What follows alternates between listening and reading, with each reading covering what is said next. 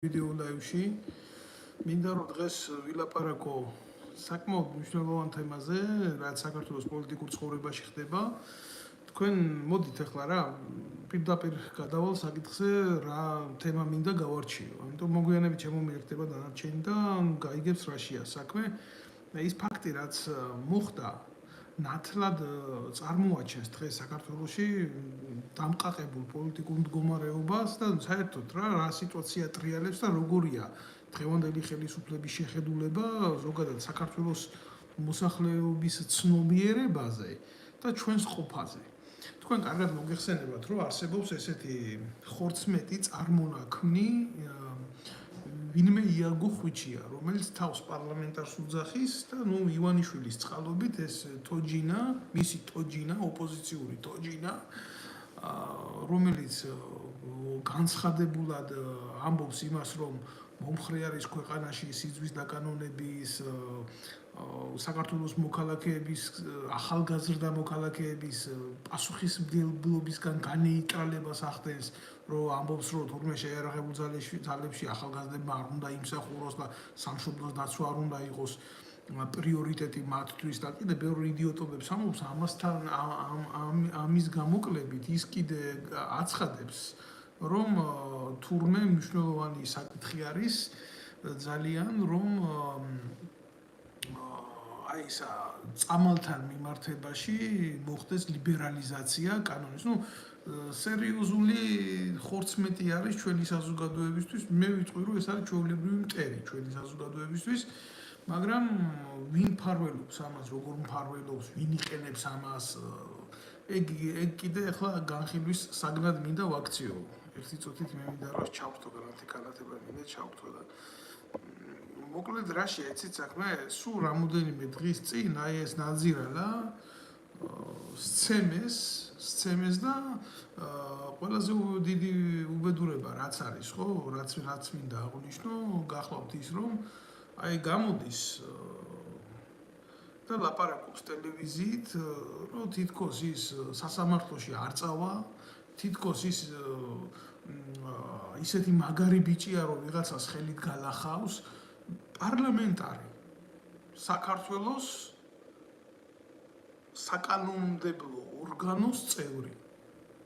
პირველი ემიჯნება საბართლებრივ ნაბიჯებს.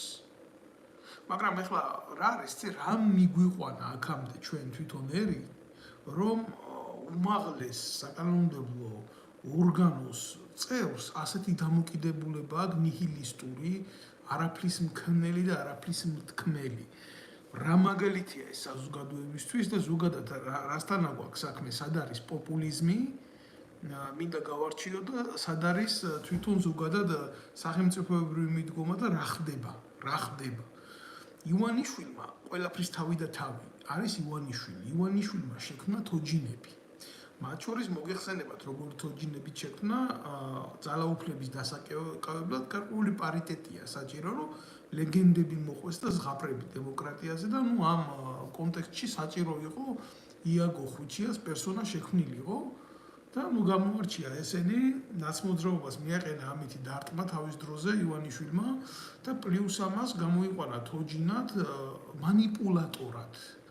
რა შეიძლებოდა ამ კაცისგან შექმნილიყო საზოგადოებრივ აზრზე ზეგავლენისა და რაღაცა იმის მოსახდენად, მანიპულაციების მოსახდენად, ხო? შეუქმნა გადაცემა. ჯერ ვერ გაიგებ ეს ჟურნალისტია, პარლამენტარია, ვინ არის ზოგადად რა წარმონაქმნია. მხოლოდ და მხოლოდ ასეთ როლში შესვლას ხელს მოაწერს ნაძირლები. ჯერ ერთი ვინც არ უნდა იყოს მოღალატე, იქნება ეს ნაცმოძრაობის წევრი თუ ქართული ოცნების წევრი თუ ვინც არ უნდა იყოს, მოღალატეს სახელი არ შეცვლია, რაც ქრისტე გაყიდა იუდა მის მერე. მოღალატეს ქვია იუდა გამყიდველი ყოველგან იდევნება ესეთი კაცი.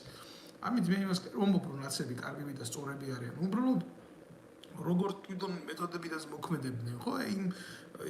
იმ საშოში რა, ნაცმოძრაობის საშოში წარმოქმნილი არსება, ჩვეულებრივ გახდა ბიძინა ივანიშვილის თოჯინა.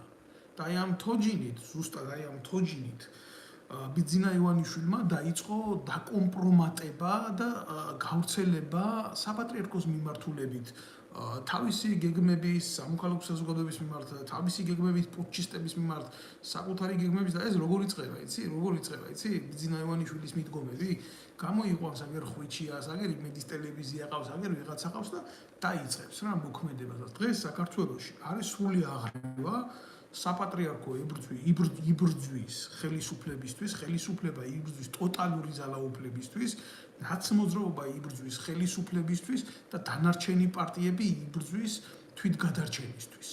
ანუ პოლიტიკურ ზეგანზე ტიპტივისთვის. და რა ხდება? ხდება ის, რომ დღეს საპატრიარქოში ეგენი უმრავლესობა რა თქმა უნდა, მათი იღებენ დავალებებს რუსეთის ფედერაციიდან. ну არის ახლა სასიხარულო ფაქტია თუ გულსატკენი ფაქტია ჩვენი ისტორია და ამას ვერ გავექცევით ვერსად რომ თავის დროზე საქართველოში სერიოზული ფეხი ქონდა ამ უწყებებს საბჭოთა კგბ-ს უწყებებს და რა თქმა უნდა იმან დაიტოვა თავისი ნომენკლატურა იქ და დღეს манипуляციას ახდენს ამიტომ როდესაც ხელისუფლებაში რაღაცა არასწორად მოხდება ყოველთვის ხდება საპატრიარქოდან ან გამიჯვნა ამ პროცესების რაც რუსული ინტერესებისაც წინააღმდეგოდ ხდება ან დაპირისპირება ამ ყველაფრის ამიტომ იქ რაღაცა ეს ფაქტი ვერ შეჭამდნენ ვერ გაიყვეს და დაიწყეს დემონსტრირება საკუთარი ძალაუფლების და ძალის ამიტომ ივანიშვილმა გადაწყვიტა რომ შეახსენოს იქ ილია მეორეს რეალობაში ისტორია ქვეყნის ისტორია ბჭყალებში ეგრეთ წოდებული ისტორია ვინა როგორ არანაირად არის და ასე შემდეგ და მოიყვანეს აგერ ხუჩიას ეთერში და დასვეს ქრისტეფორე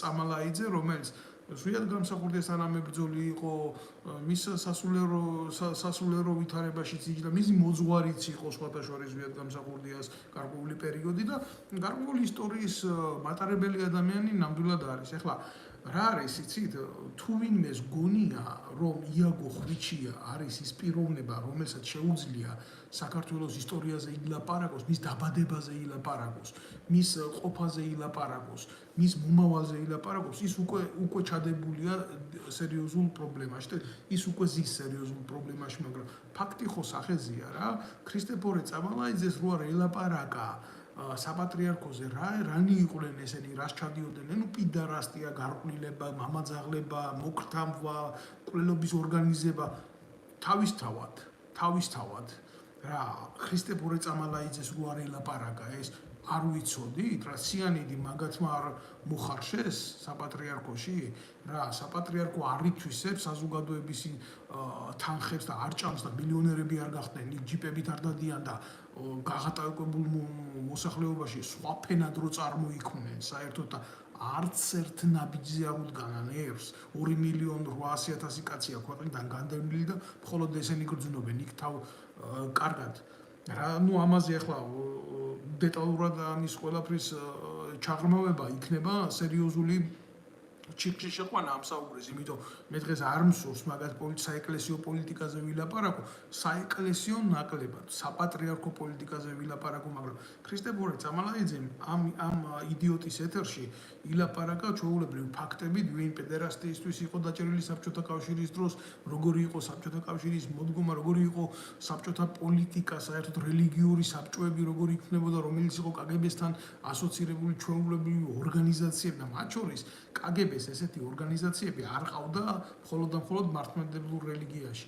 იქ მუსულმანურ მიმართულებაზე, მუსულმანურ ქვეყნებში კიდე თავისი წარმომადგენლები ყავდა და ისინი აჯამებდნენ თავიანთ ინტერესს საბჭოთა კგბ-ს პოლიტიკის მიხედვით, რაც აწყობდა იმ შემთხვევაში იმ გეოპოლიტიკურ სამწყსოს.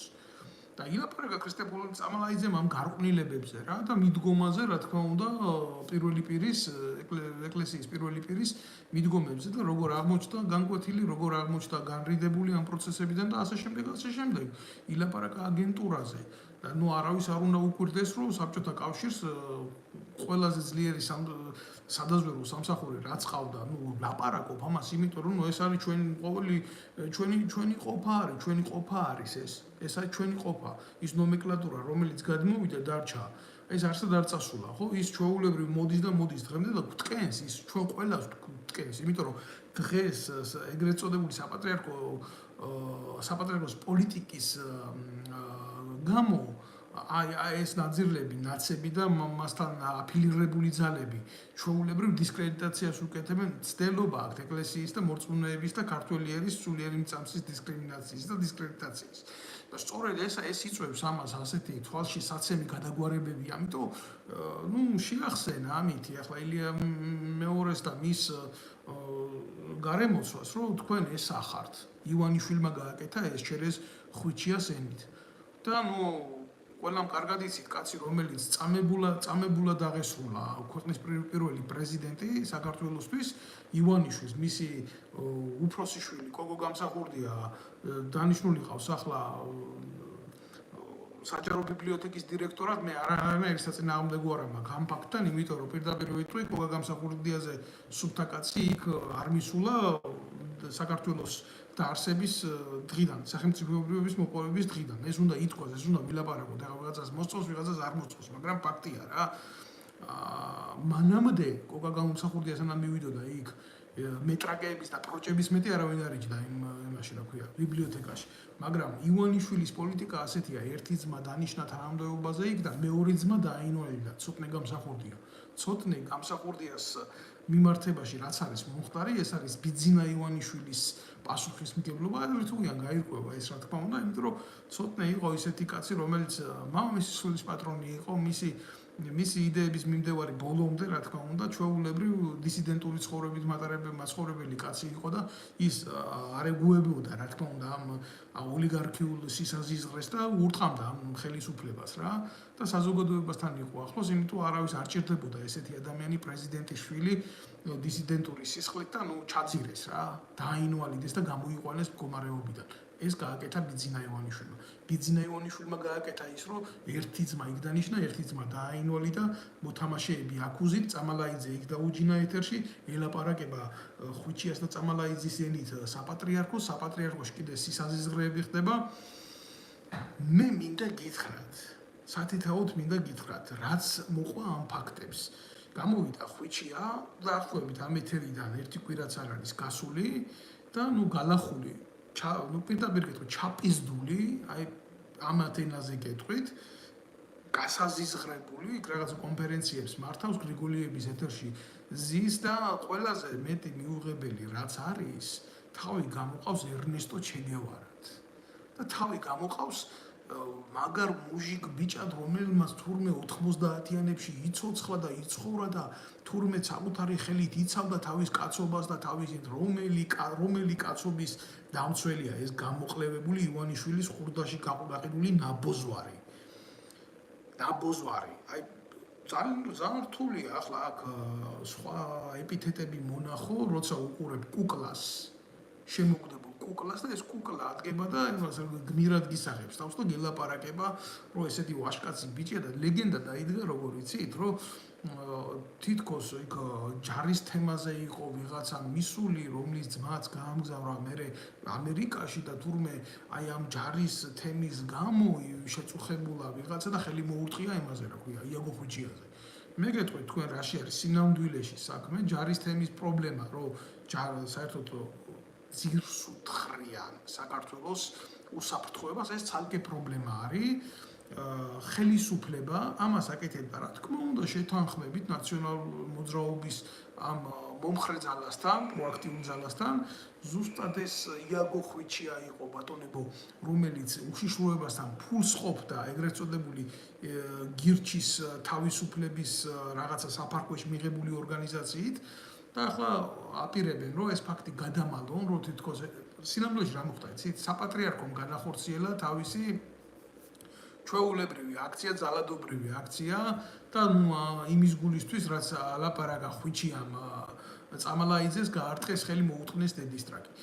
საქართველოში ასეთი უბედური რაღაცა გვჭირს რა, თანმიმდევრობითი პასუხისმგებლობა, როგორ დგება, იცი? ივანიშვილი იყენებს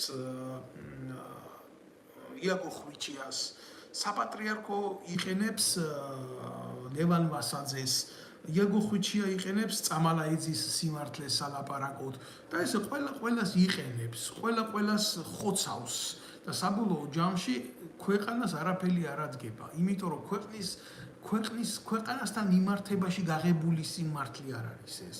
ქვეყანასთან მიმართებაში გაკეთებული სიმართლე არ არის ეს. ეს არის პირადი ინტერესებისთვის ინტრიგნულად გამჟღავნებული ნაძირლული რაღაც ისა რა ქვია არაფლის მომცემი აქცია უშიშროებაში დაგეგმილი ჩვეულებრივი აქცია რომელსაც შემოკარგებო გულახდილად გეტყვით რა არანაირი შედეგი არ მოყვება გარდა იმისა რომ დაიწყება საზოგადოებაში ერთმანეთის დაჭმა და ერთმანეთის ავტორიტეტის დაწევა მე რა მინდა ეხლა რო ვთქვა რა გამოდის ხვიჩია და ლაპარაკობს რომ მე არ ვენდობი რუსეთის სასამართლოს კი ბატონო ну ამ იდეაში მე ხვიჩიას აბსოლუტურად ვეთანხმები მაგრამ რა არის იცით იმდენად ცუდად დადგმული სპექტაკლია ისიც კი არ უნდა აღიაროს რომ იმის გამო რაშიც ფული აიღო ხვიჩიამ ის მოხვედრილი ხელი ალალია მისთვის და ფულს ეს იღებს ჩვეულებრივ ბიძინა ივანიშვილიდან არანაირი თქვენ ახლა გეგულებათ საქართველოში კაცი რომელიც იაგო ხვიჩიას ინტერესებს მიყვება წარმოუდგენელია ხალხო ეს არის ჩვეულებრივი ნაძირალა რომელიც 5 სიტყვაში ამბობს 4 სიტყვას თავისი პოლიტიკური იდეის თვითლიკვიდაციისკენ ჩვეულებრივ კაცი არის პარლამენტის წევრი და ამბობს იმას რომ არა მე სასამართლოში არ უჩივრებ რუსეთის სასამართლოა იქ მე თვითონ ვიძალადებ მე თვითონ გავლახავ მე თვითონ გაუსწორდები მე 90-იანებში ნაცხოვრები კაცო აი ესაა პუტჩიზმის შედეგი ესაა პუტჩიზმის შვილები მე კიდევ ერთხელ ვიტყვი რომ სახელმწიფო თუ გვინდა ბიძია გქონდეს თუ გვინდა რომ არსებობდეთ შემდგარ რაღაც საზოგადოებად ხო არავის არა აქ ძალადობის განხორციელების უფლება იქნება ეს ხვიჩიას მიმართ თუ ხვიჩიასგან დაწყებული ძალადობა ძალის გამოყენების ლეგალური ავტორიზაცია აქ მხოლოდ და მხოლოდ სახელმწიფოს წესიერ საზოგადოებაში ძალის გამოყენების უფლება უნდა კონდეს სახელმწიფოს სად არის სახელმწიფო ხვიჩია სასამართლოში არ მივა და არ მისცემს ჩვენებას მე ვეთანხმები თუ არ მივა და არ მისცემს ჩვენებას აი ეს სრული ფარსია რომ თურმე მას რო ხელი გაარტყეს ვიღაცის მომავლის დამარხვა არ უნდა იმიტომ რომ ხვიჩია იმდარი კაცია თავის ტყავიანად შეჭამს ნებისმიერ საკუთარი მიზნების გულისთვის სხვანაირად ეს რო ასეთი არ ყოფილიყო იქ თანამდებობაზე ვერ იქნებოდა პარლამენტში ვერ მივიდოდა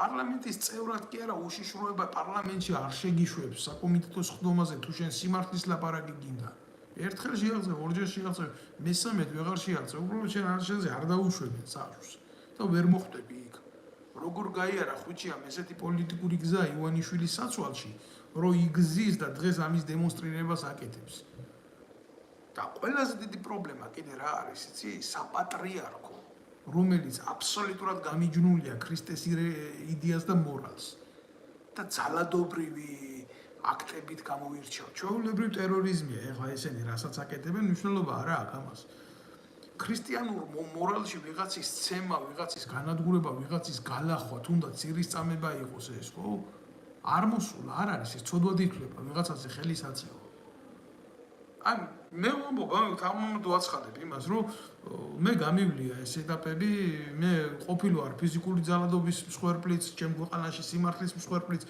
და კი რა თქმა უნდა ჩემ საქმეში ტრიალებდნენ საპატრიარქოს წარმომადგენლები მღვდლები მიგვარებდნენ საქმეს მე უნდა შემეტანა სახელმწიფოში საჩივარი ამის გამო თუ არ უნდა შემეტანა მორგოშიები და ვინ არიყვნენ ამ ყველაფერში ჩაძირულები რომ ოღონ ეს არ უნდა გამეკეთებია ტომარაძე ჩვეულებრივ სამსახურის უფროსის ის რო არის რა ქვია ჯაღმაიძე იმისი ბოზია ანალოგიური მის საცვალში ცხოვრობს მორგოშიაც და ეს პატარა ოლიგარქები პატარა ვირთხები რომლებსაც ელემენტარული ფული ჩაუდოს ჯიბეში და პოლიტიკური პარტიები შეაქმნევიეს და ვითომ ოპოზიციური სიტყვით გამოდიან სინამდვილეში არიან ჩვეულებრივი ხელისუფლების დაქირავებული მეძავები და დღეს აი ეს ხვიჩია რომ გამორბის და ლაპარაკობს იმას რომ აი ასე ვიზამ ისე ვიზამ ეს არის კიდევ ერთხელ ნათელი მაგალითი იმის რომ სახელმწიფოში არის ტერორისტული პოლიტიკა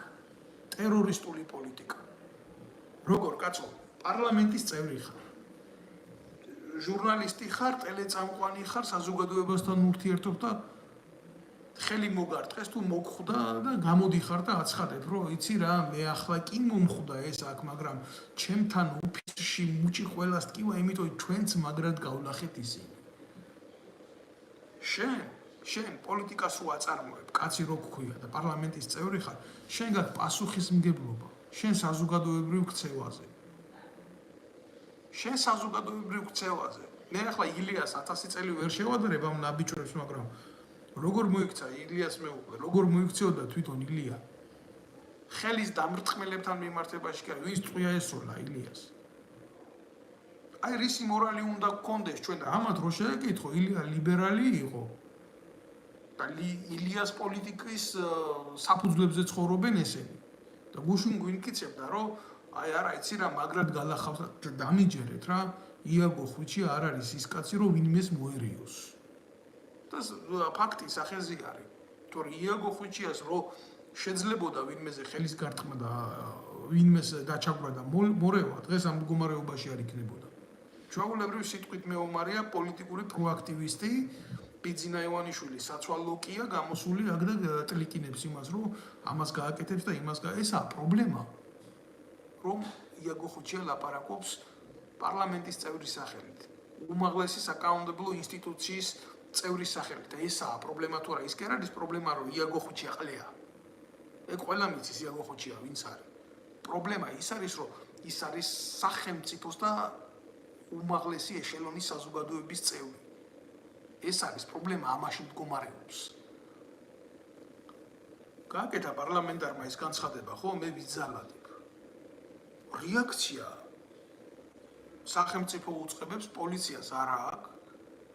ჩვეულებრივ რა გახდა, იცი, სახელმწიფოში ძალადობა გახდა, ჩვეულებრივ მოსული პონტი ოღონ გააჩნია შენ თანამდებობას, თორე მალე ისე იქნება, შეიძლება ფული გადაიხადო და ვინც გინდა ის მოკლა ქვეყანაში კაცო. მე ხა როგორ უნდა მოუქცეულიყავი? მე არ ვიყავი პარლამენტის წევრი, გულახდილად გეტყვით რა. პარლამენტში რაღაცა სხდომებზე ვიღებდი მონაწილეობას, მანამდე სანამ უშიშროებამ არ ჩამიკეტა იქაობის კარიტორი. მე რო თავზე დამესხნენ, ნამდვილად გეუბნებით თქვენ, მე მქონდა იმის შესაძლებლობაც, როგორც მაშინვე და ასევე მის მერე მე ამ ნაწილებისთვის პასუხი გამეცა. თავი რატო შევიკავე, იცი, თავი შევიკავე, იმიტომ რომ ის საქმე, რასაც მე ვემსახურებოდი, არ მომხდარიყო მისი დისკრედიტაცია, იმიტომ ეს იყო სახელმწიფოებრივი საქმე. ვიღაცის კორუფციაში მხილება, ვიღაცის ნეპოტიზმში მხილება, ვიღაცის პროტექციაში მხილება, ამათი ცოლების, ბიძაშვილების, ნათესავების, ახლობლების, რა ვიცი, ყველას სადაც ულპებით რაც გჭირს, ხო? და ეს რომ ამის საქმე დისკრედიტაცია არ მომხდარიყო, რომ ვიღაცას არ ეთქვა ეს მოძალადე, ეს შურის მაძიებელი, ეს ხულიგანი. ეს დარტყმა ჩემ თავზე ავიღე. როგორ შევირიგე კიდე სხვა საქმეა, მაგრამ მე ფიზიკური ეკვივალენტით არ დავაბრუნე პასუხი. და ეს პარლამენტის წევრია, ეს დედამოწმული და გამოსული იმას იცახის გალახული, ჩაპიზდული. იცი რა, მე ეს არ იყო უშიშროების ჩასაფრება, ეს არ იყო საპატრიარქოს გამოგზავნილი პირი, არა, ეს უბრალოდ გამოყლებებული ტიპი იყო, რომელმაც მე ხელი დამარტყა. აი ეს ვითომ ქუჩაში დგანან რა. მე არ ვიცი რა ხვიჩია 90-იანებში და 80-იანებში როგორ იყო საერთოდ იმ სამყაროსთან, რასაც ქვედა ეშელონის საზოგადოება ქვია, მაგრამ მე 90-იან წლებში ნამდვილად გავიზარდა ისეთ სივრცეში ქუთაისში, სადაც იყო რა ეს დაპირისპირებები. ძიმე დაპირისპირებები სადაც იყო. და იაგო ხვიჩია იმ საზოგადოებაში. გულახდილად გეტყვით, რომ 1 საათი ვერ იცხოვრებდა თავისი მორალით და ფიზიკური თუ გონებრივი თუ კაცობრიობის შესაძლებლობებით. არ არის ხვიჩია ის კაცი, რომ 90-იანი წლების საზოგადოება ისე დააკნინოს, რომ ესე ხელისაყრით ილაპარაკოს მასზე. და გამოდის ახლა ვითომ ის მყავდეს, რა ქვია, კუბის რევოლუციური ლიდერები რო იყვნენ და უტევდნენ ასე ხელისუფლებას და მე ამას ვიზამ და მე იმას ვიზამ და კომენდანტე და რა სირობაა ეს მაგარი რა. ამის მიღება, ამის გაправება იმაზე მეტი კრიმინალია, რაც ხვიჩიას ჩაცხეს სახეში და გალახეს იქ რა. შენ თუ პარლამენტის წევრი ხარ, უნდა გამოხვიდე და უნდა თქვა, რომ მოხდა არასწორი დამოკიდებულება, ვითხოვ ამის გამოძიებას, რატო იყო, მაგრამ რას მოითხოვს? ივანიშვილის ტრაქში მაცხოვრებელი გნიდა. ჯერ ბიჭო კაცი რო იმას მოაწერ ხელს, რა ქვია, რო და იტყვი, რომ ქვეყანაში ბოზობა დავაკარგოთ. კაცი რო იმას მოაწერ ხელს, რომ წამალი გავხადოთ მისაღები და ამას დაარქვევ ნოვატორულ გეგმებს, ხო? და პოლიტიკოს დაგიძახებენ. შენ ჯერ მართლა ბიძინა ივანიშვილის სულელი დედა მოთხრა, რომ შენ უფლება მოგცა პოლიტიკოსად იწოდებოდე, შენ პიტერასტო შენ. და მეორე იმისი, ვინც შენ ტელევიზიას და ეთერებს გაძლევს, რომ საზოგადოებასთან იურთიერთობო. აი ესეთი იმითი კეთქვი, მე ბოდიში ვიხდი, აქამდე დრო არ მქონია მაგის სიტუაციაზე, რომ ანალიზი გამეკეთებიო. უბრალოდ მე რა არის, ამ შემთხვევაში მე ვლაპარაკობ იმას, საით მივდივართ, საით მივექანებით. და მივექანებით აბსოლუტურად არასწორად, იმიტომ რომ იაგო ხუჩია გავიგეთ ვინ არის, მაგრამ საპატრიარქო, რომელიც იქედან დგას. ზადარი შურის ძიებით ახსავსე ვიღაცას ხელი დაარტყას იმისთვის, რომ მისი ღირსება დაიწვას. ქრისტე ასე იქცეოდა? ბიჭო, თუ გირტყამენო, თუ გდევნიანო, თუ განადგურებენო, თუ გამცირებენო, ნეტარი ხარო, შენ უფალი გეუბნება და საპატრიარქოში რაღაცა ეს მორალი არ იძებნება დღეს. საპატრიარქოში იძებნება დღეს ყანდურიზმის მორალი, ვიღაცაზე შეტევა, ვიღაცაზე ხელის დარტყმა, ვიღაცაზე სულში გადაფურთხება. და ფაქტით სახეზია აგერ საგამდე მივედით, არა ერი, არა სახელმწიფო, არა საპატრიარქო, არა სულიერი მდგომარეობა, არა საზოგადოება. და ნოლი სახელმწიფოში წესრიგი. აბა ბიჭო, მოქალაქემ როგორ უნდა იფიქროს? ჩვეულებრივმა მოქალაქემ, რომელიც არც პარლამენტის წევრი არ არის, არც ძალოვანი უწყებების წევრი არ არის, აბა როგორ უნდა იფიქროს? ანუ ნებისმიერ შეუძლია მივიდეს და ცემოს იარაღი ესრულოს თუ პარლამენტის წევრს თუ ასე ექცევიან, ხო? ასე დაალილავონ, დაალურჯონ, იძალადონ და სახელმწიფო დუმს. გამიგე? მე ყველა მხარეს ვლაპარაკობ ამას რა. ყველა მხარეს უთითებ. როგორ უნდა იფიქროს ჩვეულებრივმა მოქალაქემ ამაზე? ჩვეულებრივმა მოქალაქემ როგორ უნდა იფიქროს ამაზე? მე გეტყვით, რომ არსებობს სერიოზული ნიჰილიზმი არსებობს და ამ ნიჰილიზმს საზოგადოებაში ვერავინ ვერ უშველის, თუ არ მოხდება სერიოზული რადიკალური ცვლილებები. მე მომხრე ვარ, რომ ერთხელ და სამუდამოდ ეს ეგრეთ წოდებული ოპოზიციური ელიტა, სახელისუფლებო წარმონაქმნი, როგორც არის ივანიშვილი თავისი ოლიგარქიული გავლენებით, ხო? და ავტოკრატიული მიმართულებით, რომ თავიდან ბოლომდე შეიცვალოს რა. თავიდან ბოლომდე ბრუტალური გზით შეიცვალოს. ქვეყანაში უნდა მოხდეს სასამართლო რეფორმის, ეკონომიკური რეფორმის, პოლიტიკური რეფორმის, ერთხელ და სამუდამოდ რევოლუციური გზით დასრულება. წარმოუდგენელია ერმა იაროს ასეთი ლიკვიდაციური გზით, თვით ლიკვიდაციური გზით რო ასე იაროს რა. აგერ ერთი ბატონი წერს, რომ დათო ცოტნე გამსახურდია ცემეს თუ როგორ დააინვალიდეს. როგორ დააინვალიდეს და იმ პუტჩისტებმა, რომლებმაც სვიად გამსახურდიას მოუწყვეს გადატრიალება და შემდეგ დახვრიტეს ეს ადამიანი, სვიად გამსახურდია თუ ვინმეს გონია, რომ თავის სიკვდილით მოკვდან, სვიად გამსახურდია ეს კაცი იყო, რომ თავში ტყვია აიღო და მიიხალა, ვაი თქვენს პატრონს. სვიად გამსახურდია ჩვეულებრივ მსხვერპლია პატრიოტიზმის ქვეყანაში. და რა თქმა უნდა, როგორც ახსენი, უშიშროებას, ეხლა ვინც არის მოსული ჩვეულებრივ ხელისუფლებაში, ესენი არიან კგბ-ს ერთ-ერთი ათდელის ის ნაბიჯურები რა. არ აწყობდათ, რა თქმა უნდა, ესეთი კაცი და გამოიყვანეს წყობრიდან ეგრეთ წოდებული სიუჟეტებით და თეატრებით და დამგარან იქ და სიმართლეს მალავენ. არ დაიმარლება ეს სიმართლე. ბევრი მტრები ყავდა ამ კაცს და მოიშორეს და ივანიშვილმა მერე ვითომ მისი მკურნალობის თანხები გადაიხადა და მადლობა ბიძინას იქ მეორე მესამე ძმა უძახის და ეფერება ამას და უშიშროება ჩარეული კიდე არ მინდა ვილაპარაკო ვიღაცის ოჯახში მნიშვნელობა არ აქვს პრეზიდენტი ოჯახი იყო თუ ვისი ოჯახი იყო, მაგრამ ძალიან რთულია საზოგადოებისთვის მიიღოს ასეთი დაშლილი სიმართლე, როცა ერთადერთი სიმართლე არსებობს მარტო ბიძინა ივანიშვილი პოლიტიკური მახინაციის სათავეში და მისი თეატრალური წარმოდგენები. ყველასთან მიმართებაში, ვინც სიმართლეს ლაპარაკობს, ყველაზე დიდი პრობლემა ის ხდება საერთოდ მისთვის და მისი რეჟიმისთვის. ამიტომ მნიშვნელობა არ აქვს ამას, ცოტნე გამსახურდია იქნება, დავით ნემსაძე იქნება, სხვა იქნება, თუ ის გადავა გარკვეულ ზღვარს, რომელიც ამ ხელისუფლებას დაფილტრავს, ჩვეულებრივ მიუდგება ხელისუფლება პავლო ესკობარის მეთოდით რა. განადგურება. ტოტალური განადგურება, იქნება ეს დაინვალიდების გზით, იქნება ეს მკვლელობის გზით, იქნება ეს პატიმრობის გზით, თუ მნიშვნელობა არ აქვს ამას რითი იქნება. მთავარია მიზანი იყოს მიღწეული. შედეგი უნდა დაიდოს ბიძინა ივანიშვილის ბინძურ სანაგვეზე. აი ეს არის სიმართლე.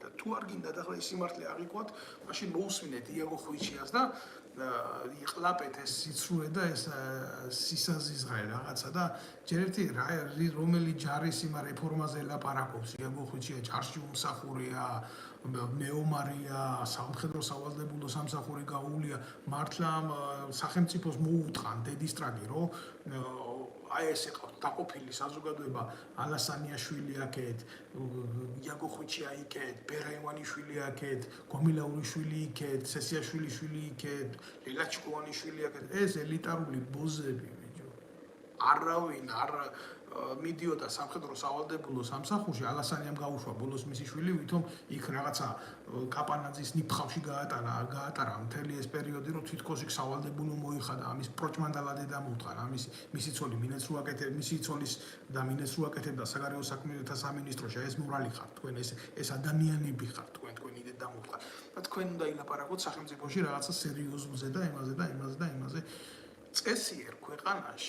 წესიერ ქვეყანაში ხო სამხედრო სავალდებულო სამსახური ჩვეულებრივ ხდება სოციალურ ფენებს შორის ეგრეთ წოდებული ლიფტი კი ხდება იმიტომ რომ აი ამ სამსახურში დიდრის და ღარიბი შვილი შეიძლება მინისტრის და სოფელში მყოფი გლეხი შვილი ერთ ხაზარმაში ერთ სოციალურ გარემოში აღმოჩნდნენ და ჩვეულებრივ ეს იწვევს ურთიერთობას ეს საზოგადოებას ამყარებს მაგრამ თუ როგორ შეიძლება ჯარში წავიდეს მინისტრის შვილი აგერ ახლა გუშინ წინ მინისტრად რო იჯდა ის გამოსირრებული რაღაცა ივანიშვილის პლასტიკური ბარათების ბეჭდა ისე იცვლებიან ეგენ და ისე მიდიან როგორც ივანიშვილის ტუალეტის კაღალდები რა გვარსაც კი ვერ დაიმახსოვს გვარსაც კი ვერ ჯუანშერა ვიღაც გამოყლებებული ჯუანშერა რო ყავდა 9 შვილი თუ 8 შვილი ყავდა და ერთი იყო ჯარში ნამყოფი და თავდაცვის მინისტრი იყო ამერიკაცი ახლა ვიღაცა ჩიკოვანი მოვიდა ალასანიას ტრაქში ნამყოფი როჟა ხო და ჩვეულებრივ ალბათ არც მისი შვილები არ არიან ჯარში ნამყოფი და არ ჩათვლიან ამას აუცილებლად იმიტომ რომ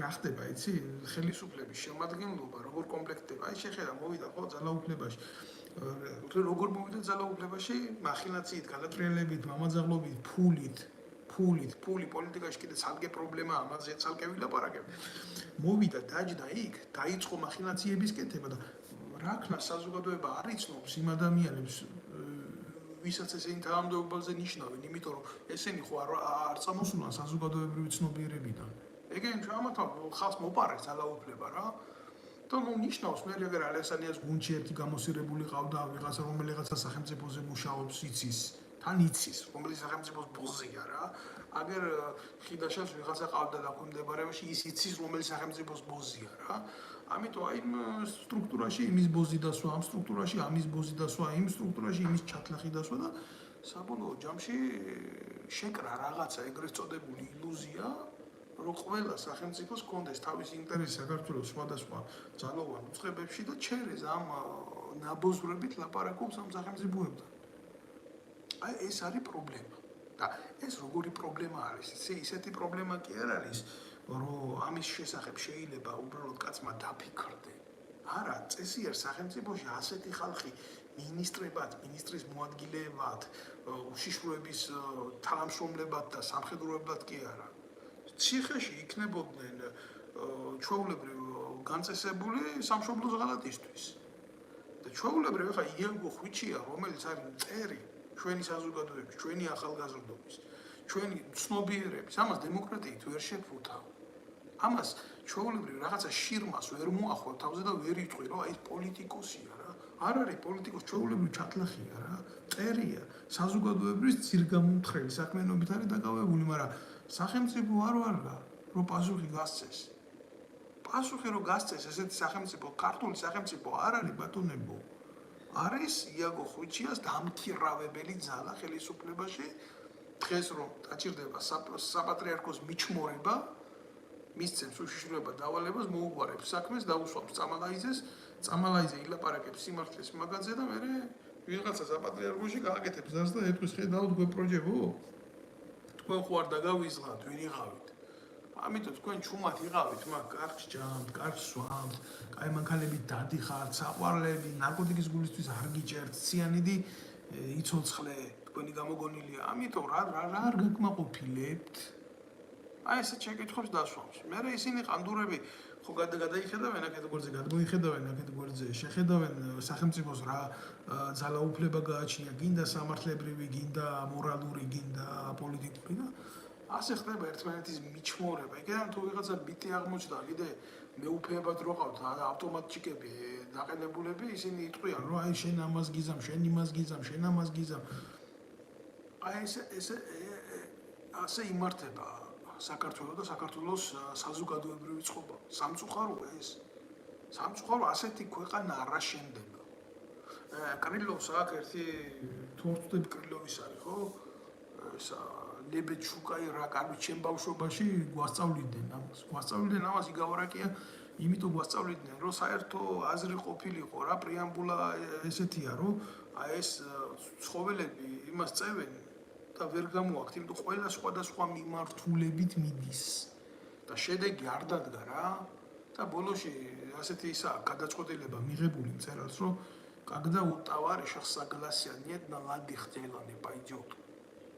და ძალიან მარტივად ვიტყვი ეს დედანში ასია და მითო თქვი, რომ როდესაც მეგობრებს შორის თანხმობა არ არის, საქმე სამზეოზე არ გამოვა.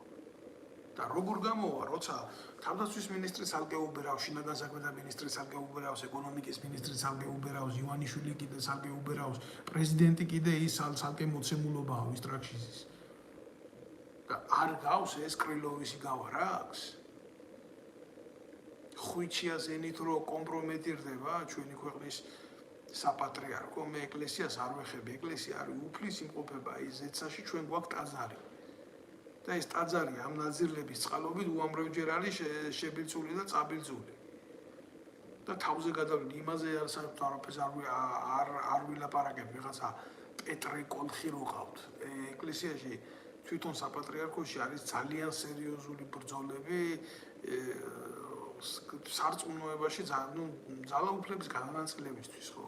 იქაც ტრიალებს უშიშროება შიგნიდან, იმიტომ რომ არის მცდელობა გაიყოს საქართველოს მართლმადიდებლური ეკლესია, როგორც საბერძნეთშია დაყოფილი 3 თუ 4. და ძალიან ბევრი მცდელობაა, რომ ამ მიმართულებით მოხდეს უფრო პროტესტანტული მიდგომები მიდის. ხო და ამას რა თქმა უნდა საზოგადოების ფართო მასებს ამაზე არ აქვს ცნობა და არ შეიძლება გქონდეთ ამაზე ცნობა, იმიტომ რომ არ არიან სწორად ინფორმირებული რა. არ არიან სწორად ინფორმირებულები და აი ესეთმა ტიპებმა სხვადასხვა რაც ილაპარაკა წამალაიძემ იმის ეთერში, მაგრამ მოგლად გახტო მასო არაფერი არ უნდა დავა, ამას იმას ასწავლიდიო და რაღაცას დაამთავრებიებდი. და იცით როგორი იყო, აი როგორ მხდებოდა გულზე, როგორც ესე იგი ჯარში კეთდებოდა ეს, კეთდებოდა რა. ისე ხდებოდა თურმე ეკლესიაშიც რა. ჯარში ყველაფერი რო ქონოდა, ამათი გაწკიპინებული ისინი რო იცარებოდა რა, ბიოგრაფიები, ხო.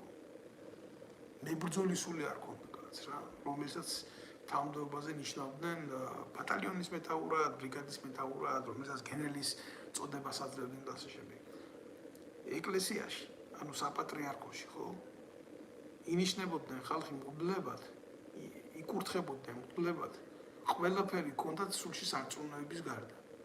აი ეს არის პრობლემა. ეს არის პრობლემა, ადამიანის მოწოდება და ადამიანის ინტერესი იყო რადიკალურად განსხვავებული ერთმანეთისგან. ეს არის პრობლემა. მე ვფიქრობ, რომ ულახდილად გეუბნებით რა, მე ვფიქრობ, რომ თუ ჩვენ უახლოეს მომავალში, აი ამ ყველაფერს არ მოუღეთ ბოლო, თუ ჩვენ ეს უბედურება არ დავასრულეთ ბრუტალურად, შანსი არ აქვს, ჩვენ არ აქვს როგორც ერს, რომ გავაგრძელოთ ცხოვრება. პრობლემა არ არის, კიდევ ერთხელ გეუბნები, დიაგო ხვიჩიაში არ არის ხალხო პრობლემა. პრობლემა არის საზოგადოებაში. საზოგადოებას შეუძლია ეს თამაში მიიღოს ყოველდღიურობად. წესიერ ყოველდღიურობად შეუძლია ეს ყველაფერი მიიღოს, თორე ნებისმიერ წარმატებულ ქვეყანაში, სადაც პოლიტიკოსი იმას იტყვის, რომ იცით რა, მე სასამართლოს იმ მოტივით ავარიდებ თავს, რომ მე მაგას ფიზიკურად გაუსწორდი. ის იმ მეორე დღიდან პოლიტიკას ვერ გააკეთებს. და პოლიტიკა კეთდება როგორც სკამი. ჩვეულებრივ, როგორც სკამი ისე კეთდება. ოღონდ უნდა იყოს კარგი ხელოსანი, რომ კარგი სკამი გააკეთოს და არის ახლა იაგო ხვიჩია პოლიტიკოსი? ბიზინა ივანიშვილის ტაკოში მაცხოვრებელი როჟა?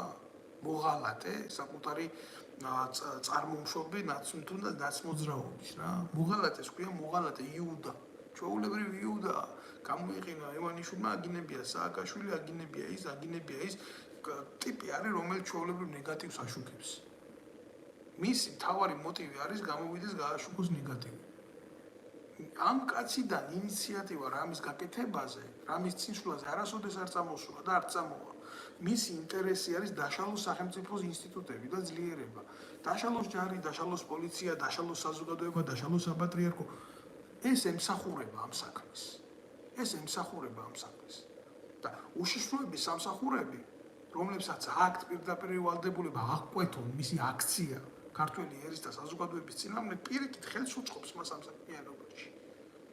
მას აძლევს პრიორიტეტს ერთ-ერთ ცდომაზე სხვადასხვაშორის იმას ვერ ვიტყვი, რომ რასაც ამბობს 100%-ით ტყუილია.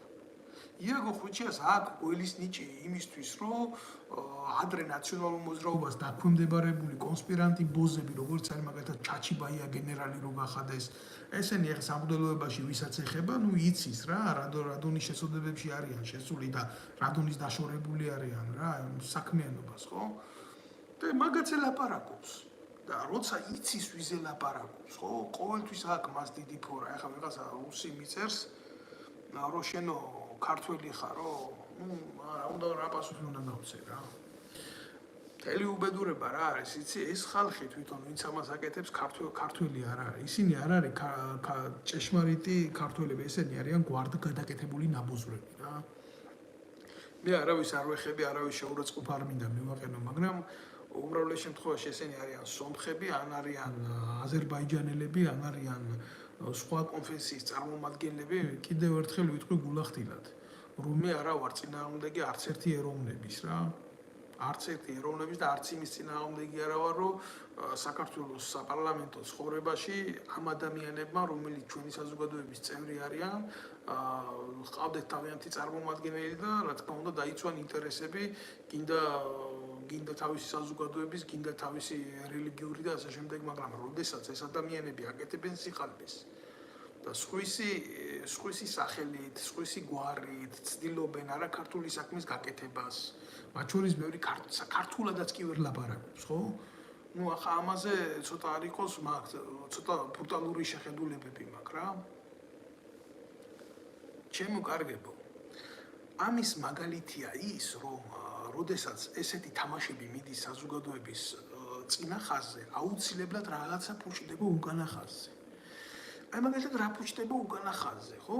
ივანიშვილის არიერგარდში მყოფი ნარკომანი ლაპარაკი მაქვს გიავოლსკიზე, ალბათ ამას არც უნდა დამალვა, რომ ეს არ არის ქართველი.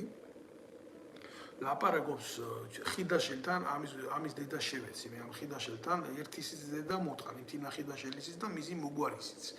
ეგ რუსეთის ფედერაციის ემისრად რო დგას და ერთმანეთში აქვს დიალოგი, შეხვედრები, ურთიერთობა და სიყვარული. ახლა გიავოლსკი ყოფილი პუჩისტი, ყოფილი ნაბოზვარი, შევარდნაძის ტრაგნახოცი როჟა არის და პლუს ამას თავისი დოზა გერაინის სახლში მიდის, როცა ჭირდება და ასე შემდეგ. ეგ ახლა ყველამ კარგად იცის, ვინც ძალოვანი უწყების წარმომადგენელია, ვინც ადვოკატოს სფეროში მოღვაწეობს, ვინც ახლო არის იმ პოლიტიკურ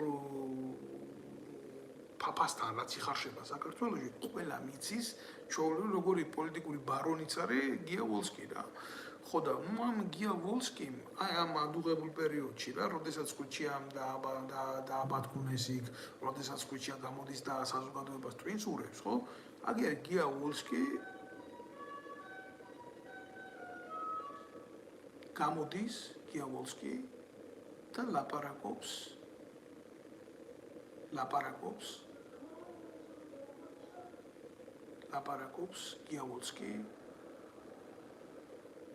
გიავოლსკი ლაპარაკობს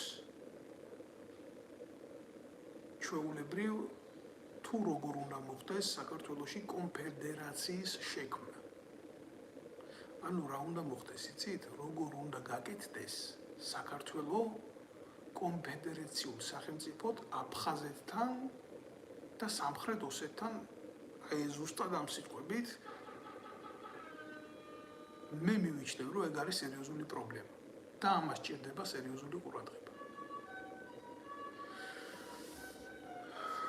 კარგი, ჩემო კარგებო, მე ახლა ამ საუბარს დავასრულებ რა, მაგრამ უახლოეს დღეებში აუცილებლად გავაკეთებ ფართო განხილვას ამ საკითხზე, რომ ყველა მიცოდეს თუ რა ხდება რეალობაში ქვეყანაში რა. მე ყოველთვის ვიქნებ იმის გამჟღერებელი თუ რას ატარებენ ეს საზიზღარი ადამიანები და მე თავს იმართლებენ, რომ ეს ასე არ ხდება და ის ასე არ ხდება. ერთ პატარა რაღაცას ვიტყვი რა, აგერ რასთან აგვაქვს საქმე რა. ეხლა აფხაზეთი და ცხინვალის ეგრეთ წოდებული რეჟიმი, რომელიც ცდილობს საქართველოსთან შექმნას კონფედერაცია, ამას აქვს ჩვეულებრივ თავისებური პოლიტიკური შტრიხები აქვს. თუ ოდესმე საქართველოს დაუშვა ამათთან აღიარებულ კონფედერაციაში შესვლა, როგორც არის თქვა საქართველოს როგორც დამოუკიდებელი სახელმწიფოდან, აფხაზეთის როგორც დამოუკიდებელი სახელმწიფოდან თუთმე ეშმაკს იქეთ ცხინვალის რეჟიმის სახელმწიფოს ეგრეთ წოდებული გაერთიანება და გარკვეული დროით ერთი გოლგის ქვეშ მოთავსება როგორც სახელმწიფოსი, თუ ესეთი რაღაცა მოხდა და შემდეგ რა თქმა უნდა მიიღეს იმის გადაწყვეტილება, რომ ერთმანეთიდან გავიდნენ, დაიშალონ სახელმწიფოები, მერე საქართველოს არ ექნება არანაირი პრეტენზია აი ამათი ეგრეთ წოდებული სახელმწიფოები გამოაცხადონ დე-ფაქტო სახელმწიფოებად. აი რა კუკლაში შედის დღეს საქართველოს და როგორი თამაშების მსხვერპლი ვხდებით ჩვენ ვიღაცა გიავოლსკის და ვიღაცა აი ამ პატარა ნაძირლების და ნაბიჯურების დახმარებით და საზოგადოება უყურებს საპატრიარქოს ბრძოლებს, აგერ იაგო ხუშიას მასხარულ დამოკიდებულებას, კანონის აგდებას, ჩაძაღლებას, ჩამახინჯებას და ჩვენ ვაგებთ ომს, საქართველოს ვაგებთ, ცდილობაა იმისი, რომ საბოლოოდ პოლიტიკურად და დიპლომატიურად ჩვენ დავკარგოთ ჩვენი ქვეყანა ილუზიური გაერთიანების საფუძველზე. ახლა რატო ხდება ეს ყველაფერი რა? ეს რატო არიან ესენი ასე მაინდა-მაინც აჟიტირებულები? აი გიავოლსკი რატო არის, ხიდაშელს რატო ხდება, რატო არის ესეთი ფარული მოლაპარაკებები საქართველოს ზურსუკან, საზოგადოების ზურსუკან? იმიტომ რომ ამათ აქვს ფინანსური დაინტერესება და ლაპარაკი არა, თუ ესეთი თემა მოხდა, თუ ესეთი ეკონომიკური რაღაცა მიმოხრები დაიწყო, შენ ეს წილი გექნება, იმას ის წილი ექნება. გულახდილად გეტყვით რა, მე არა ვარ წინააღმდეგი, რომ თუნდაც აფხაზეთში, თუნდაც ცხინვალში მოხდეს რა, ჩვენი ურთიერთობების აღდგენა მოხდეს. ჩვენი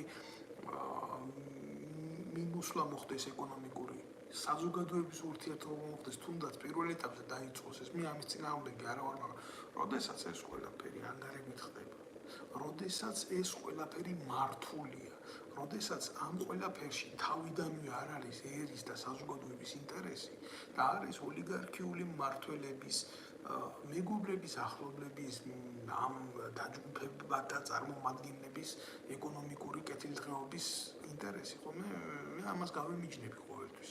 და ყოველთვის ვიტყვი იმას, რომ ეს არ მოუტანს ერს და საზოგადოებას კეთილდღეობას. ეს ჩვენ რაღაცნაირად არ გვაგვაუმჯობესებს. არა, ეს მიგვიყვანს სერიოზულ თხრილთან, ესეთი არაგამჭირვალე მიდგომები. ესეთი სიბნელე ჩვენ საბოლოოდ გამოგვითხრეს ძირს და საბოლოოდ მიგვიყვანს ჩვენ იმ დილემასთან, რომლითაც მე ვერასოდეს ჩვენ შვილებს თვალებში ვეღარ ჩავხედავ. ახლა გარკვეული შანსი არის რა, გარკვეული რაღაცნაირად ის კიდე არის, რომ დროთა განმავლობაში ჩვენ კიდე გამოვთქვათ პრეტენზია რა თქმა უნდა, საერთაშორისო პოლიგონზე, რომ ამ ტერიტორიასთან მიმართებაში მით უმეტეს ახლა როცა მძიმე ვითარება უკრაინაში, როდესაც რუსეთი ესე აწარმოებს ღია საბრძოლო მოქმედებებს, კიდე შეგვიძლია რა, გარკვეული პოლიტიკა ეს არის, ხო, პოლიტიკა არის დროსა და სივრცეში განხორციელებული ქმედებათა დელეგირებული მსვლელობები, ხო?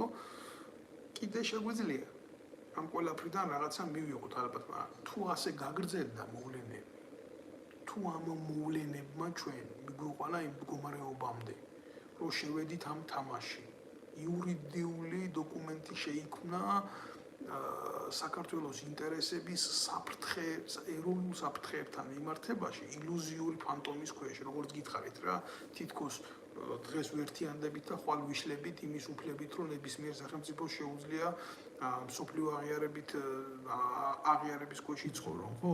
ეს ჩვენ ერთხელ და სამუდამოდ მოგწონს და დაგვამარცხებს რა. ერთი ბატონს უპასუხებ აქ წავიკითხავ.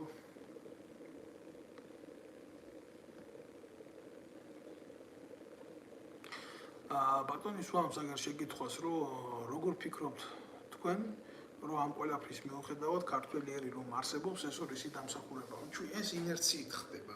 ულახდილად გეტყვით, აქამდე ისტორიულად როგორ მოვედით, ხო?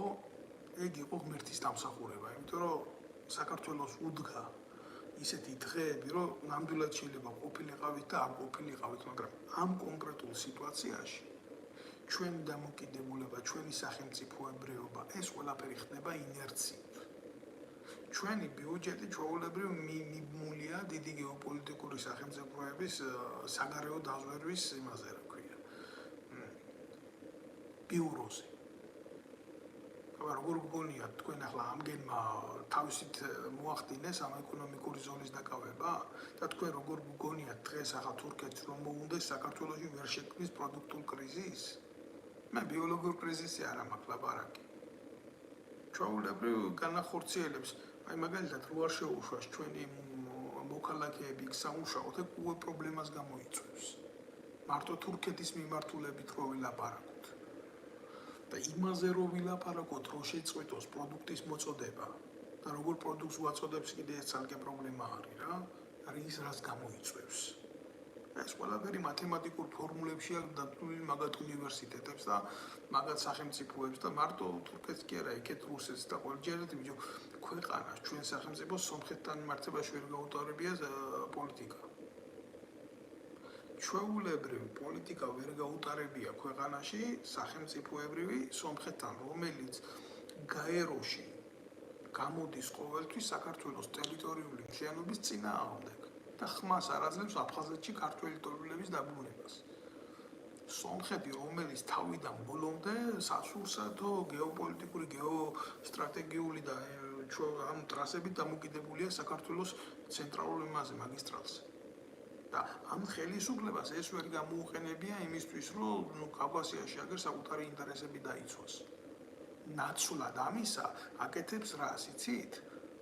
თამაშობს ალიევსა და იმის რეჟიმს შორის და ხან იქ დარბის და ხან სომხეთში ჩადის და ხან რაღაცა მარაზმს აკეთებს და ვითომ მედიატორის როლს თამაშობდა კაცი, რომელსაც 1 საათი იმის უფლება არ ჰქონდა ღარიბაშვილს მიიღო, ხან პრემიერ-მინისტრი იქნებოდა თუ არა, ამ გადაწყვეტილებას ვერ იღებდა. ეს არის რეალობა. ეხლა როგორც გინდათ ისე იმასკენით ჩათვალეთ ეს ყველაფერი, აბსოლუტურად მიუღებელია, როდესაც აი ესეთ პოლიტიკურ მმართველობაში იმყოფები რა.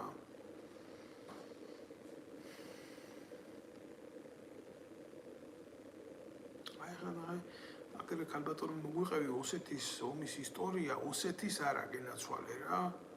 ოსეთის არა.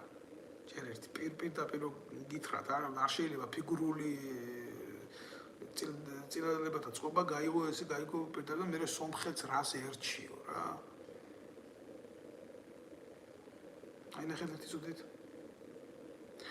მოგესალმებით. პირველ რიგში ჩემგან თუ გინდა რომ გაიგო ამ ომის ისტორია, ეს უკვე პრობლემაა ქალბატონო ანანო, იმიტომ რომ ალბათ თქვენ იმ ასაკში უნდა ბრძანდებოდეთ, რომ საკუთარი ქვეყნის ისტორია მით უმეტეს უახლესი უნდა იცოდეთ. მე დღეს აქ ისტორიის გაკვეთილს არ ვატარებ, მაგრამ ის რომ საქართველოს დაკარგა ეს ორი ტერიტორია, აფხაზეთის და სამაჩაბლოს, ეს იყო არასწორი პოლიტიკის შედეგი. კიდე ერთხელ გეუბნებით რა. ერთადერთი რაღაცა იმ წამალაიძემ სწორად თქვა, იქ იყო კაციო, რომელიც ლაპარაკობდა იმპერია ინგრევა და ნანგრევებში ნუმღვებითო რა. წარმოუდგენელია ახალგაზრდა სახელმწიფოს ქონოდა იმის გააზრების უნარი, რომ სწორი საგარეო პოლიტიკა თავის დროზე დაეგა, ვინც ცადა, ზვიად გამსახურდია, მის კაცი მოკლეს. ხო და როდესაც არარსებულმა სახელმწიფომ საქართველოს პირდაპირ გეუბნებით ამას შევარდნაძის ეგრეთ წოდებული მმართველობით დაიწყო ტრაკის თამაში, რუსეთის ფედერაციამ განახორციელა ეს აქტი, ჩადებული ნაღმები სამაჩაბლოსა და აფხაზეთში. აი ეს იყო რეალობა. ეს იყო რეალობა. და გამოიყენა ამაში საქართველოს მოსახლეობის ემოციები. და წარმოუდგენელი იყო ამოში ჩვენი გამარჯვება. ძალიან მარტივი მიზეზის გამო, იმიტომ რომ დანარჩენი ყველაფერი იყო манипуляция და манипуляციას აღუებდა რუსეთის ფედერაცია და ქონდა მას ამისი გეოპოლიტიკური შესაძლებლობები. აი მაგალითად ძალიან მარტივად გეტყვით ახლა რა. ყარაბაღის კონფლიქტის ისაიღეთ, რა. ეს ხო არ ხდებოდა 90-იან წლებში და უფრო ქვევით. სადამდე ჭირდებოდა რუსეთის ფედერაციას ეს ყველაფერი გეოპოლიტიკურად მართა სომხეთის სასარგებლოდ, მაგრამ როგორც კი დაიწყო დიდი გეოპოლიტიკური ცვლილებები და რა თქმა უნდა თავის საბრძოლო პროცესები გაშალა უკრაინაში, იმის გამო, რომ უკრაინის მხარდამჭერად გაეთიშა თურქეთი, ჩვეულებრივ მისცა აზერბაიჯანს პრიორიტეტი ყარაბაღში. აი როგორ მოქმედებს ეს ყველაფერი ახლა თუ თქვენ არიცით, რომ აზერბაიჯანი და თურქეთი ხშირად ერთ სახელმწიფოს უწოდებენ ორერში რა. რელიგია ერთი, მიმართულება ერთი, გენეტიკური კოდი ერთი და გეოპოლიტიკური ინტერესიც ერთი, რა თქმა უნდა, ხო? აი ასე იქცევა რუსეთი. რუსეთს საკმაოდ ძლიერი საგარეო დაზვერვის და გეოპოლიტიკის გამოცდილება გააჩნია. ეს არის სამართალმემკვიდრე იმ დიდი გეოპოლიტიკური დერჟავის, რომელსაც ერქვა საბჭოთა კავშირი და ეხლა პატარა საქართველო თავისი როგორ გითხრა რა დავარქვა შევარდნაძის ხელისუფლებას, მერი სააკაშვილის ხელისუფლებას, ანტონი ივანიშვილის ხელისუფლებას რა. ერთადერთი კაცი, ვინც იყო ზვიად გამსახურდია და ყველას ახსოვს მისი წარმოებული პოლიტიკა, როგორ შეუსრულა იქ ბორის ელცის თავის დროს. როგორ ჩამოიყვანა, როგორ არ მინდა ყველაფერს ამ ბლოკში მოყოლა, მაგრამ უნდა იცნობდე შენი ქვეყნის ისტორიას, რომ ამ ყველაფერზე ილაპარაკო რა. ეგ არის სიმართლე. ხო და ეს ადამიანი მოცილებული იქნა მმართველობიდან 6 თვე არაცადეს ხელისუფლებაში ყოფნა და მერე სულ საქართველოს ხელისუფლებები იცვლება, რა თქმა უნდა, არაქართული ინტერესით, არასაქართველოდან, არაქართველი ერის და მისი საზოგადოების გავლით და ასე შემდეგ და ასე შემდეგ. ეს ასე ხდება ყოველთვის. და ახლა დღესაც ანალოგიური იქნება აგერ, იმიტომ რომ ილუზიური მშვიდობა აქვს ქვეყანაში და არსებობს ბევრი იეგოხუჩიები, ბევრი ყანდურები, ბევრი ვოლსკები არსებობს ქვეყანაში, ბევრი გუბაზები არსებობს, ბევრი ეკაბესელი ბოსელიები არსებობს და არსებობს საზოგადოება, რომელიც პოლიტიკურად დეაქტიურია. ეს საზოგადოება არაა მიმართული საკუთარი ინტერესების დაცვისთვის, არ არის განათლება არ არის ქვეყანაში. ყველაზე დიდი ბომბი ჩადებული არის იმაში, რომ სახელმწიფომ არ აღზარდოს მოქალაქე, რომელსაც ეკრება პასუხისმგებლობის უნარი, თავისუფალი აზროვნების უნარი.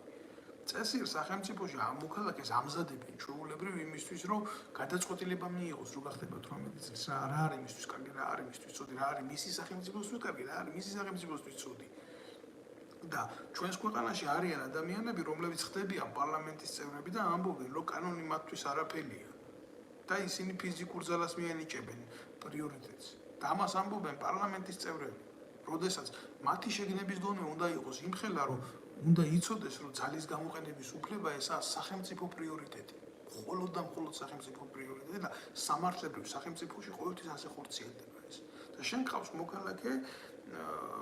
მოქალაქეები, ახალგაზრდები, რომლებიც გახდებიან სრულწლოვნები და ექნებათ თავისი ხმის ამორჩევის კონსტიტუციური უფლება და ამ საზოგადოების იდეალები მერხიდანვე არის სხვა სახელმწიფოს იმაში, რა ქვია, ჩართული და სხვა სახელმწიფოს მიმართულებაზე გადასული და მოწონთ ამერიკაში როგორი ცხოვრება, მოწონთ თურქეთში როგორი ცხოვრება, მოწონთ იტალიაში როგორი ცხოვრება, როგორ წავიდნენ სხვაგან სამუშაოდ, ან ასე შემდეგ და ასე შემდეგ.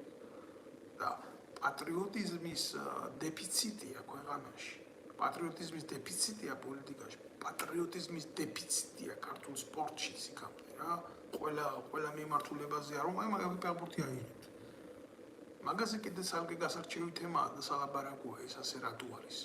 პატრიოტიზმის დეფიციტი, ანუ ვინ აკეთებს ასეთ იმას რა ქვია, კაბალას ქართულ ფეხბურთში. იმიტომ რომ გუნდურობის ეს არ შეიქნას. საერთოდ ერის ფსიქოლოგია, ერთიანობის ფსიქოლოგია, ხო? და გუნდურობის ფსიქოლოგია ეს ძალიან მოქმედებს ქვეყანაში პოლიტიკურ პროცესებში. აი მოქმედებს, იმიტომ რომ აი ესეთ მდგომარეობაში ვიმყოფებით ჩვეულებრივ ნარკობარონებს, აი ამ პოლიტიკურ ბარონებს, აი ამ საზღარ ადამიანებს უკავიათ ხელში ყველანაირი ბერკეტი ძალაუფლების და ლაპარაკობენ დღეს ქართული ხალხის სახელით და გეუბნებით მე რეალობას მინდა ყველა მანდილოსანს მიულოცო, მათ შორის ვისარგებლო შემთხვევით და 8 მარტი არის და მინდა რომ ყველა მანდილოსანს მიულოცო, მაგრამ ქვეყანაში სადაც 200 ლარია პენსია 300 евро და 200 евро უნდა ყვავილის ბუკეტებს რო იღიდო რა. ესეთი რაღაცა გერ ევროპაში არ ხდება და საქართველოში ასე ხდება.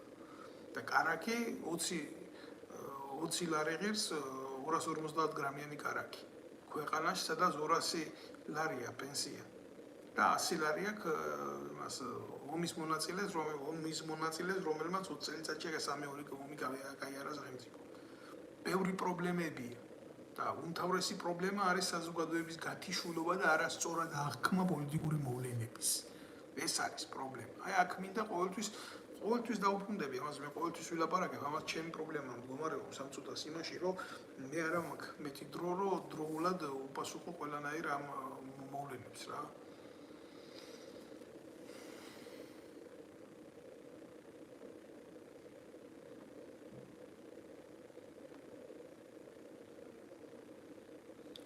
არ ვიცი მე აქ ახლა 1000 პროვოკატორი რაღაცას დაწერს სუსის წარმომადგენელი მე მაგათ ამაპირებ რაღაცას უპასუხო და არც ამაქვს მაგის სურვილი ყველას თავისი აზრი აქვს აზრის გამოხატვის უფლება აქვს მაგრამ ეს რეალობა რაც ჩვენ ქვეყანაშია სამწუხაროდ ეს რეალობა არ იცვლება და რა თქმა უნდა არ შეიცვლება უახლოეს მომავალში რა იცით რა მეგვერს კიდე აი რაზე გავაკეთებდი აქცენტს და ალბათ გავაკეთებდი ამ აქცენტს ყველაზე მცირედ, როდეს